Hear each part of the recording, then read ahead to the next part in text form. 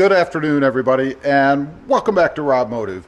Today we're going to have something a little bit unique. I'm going to stick a camera somewhere under the front end here in hopes of being able to kind of see how the suspension works here. Out driving around on different roads and things, I'm risking the camera a little bit.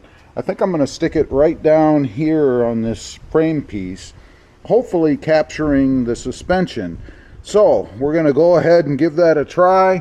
I'm just curious to see what everything looks like flexing under there and movement and things like that, because that's something of course you can't see when you're sitting inside driving the truck.